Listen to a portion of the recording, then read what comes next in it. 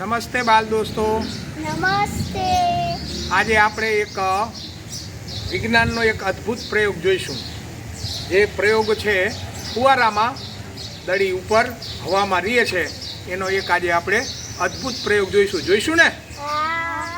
ચાલો હવે આપણે એને જોઈએ.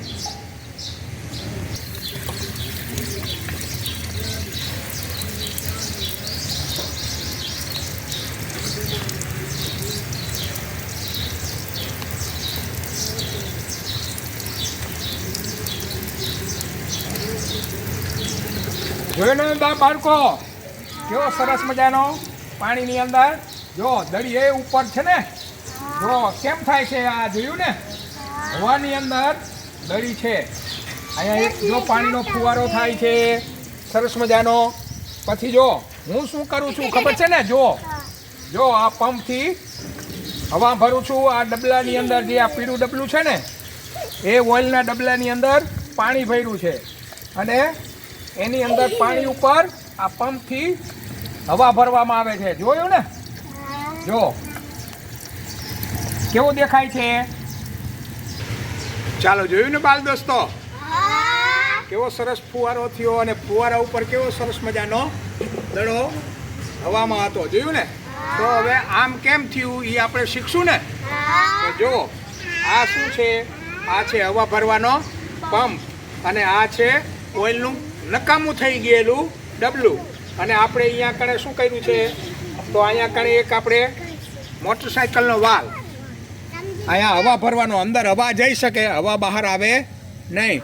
પછી અહીંયા બીજો વાલ છે, એની અંદર પાણી આની અંદરથી ભરેલું છે, એ અહીંથી પાણી બહાર નીકળી અને અહીંયા કણે જો આપણે બોલપેન છે, નકામી થઈ ગયેલી બોલપેન, આ એ બોલપેનની અંદર આ નળી આપણે એમાં ફિટ કરેલ છે અને આ નળી છે એને અહીંયા ટાઈટ બાંધી દીધેલી છે સીધી.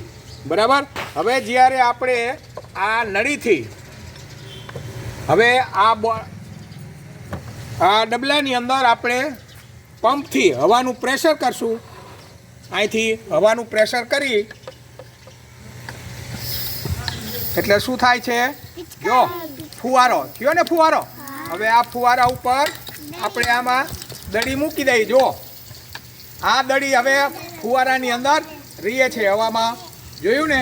તો આ કેમ રહી, તો શું થાય છે, આ બર્નોલીના સિદ્ધાંત મુજબ આ ઘટના બને છે કે આની અંદર જ્યારે આ પાણીનો ફુવારો ઉપર જાય છે ત્યારે એની સાથેની જે હવા છે એ પણ આમ ઉપર જાય છે અને બહારની હવા જે છે એ દડીને પાણી ઉપર સ્થિર રાખે છે.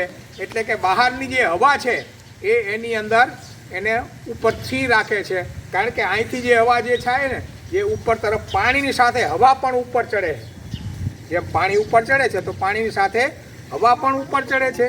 તો હવા ઉપર ચડે છે એટલે આજુબાજુની હવા જે છે એ એને પાણીની ધાર ઉપર સ્થિર રાખે છે.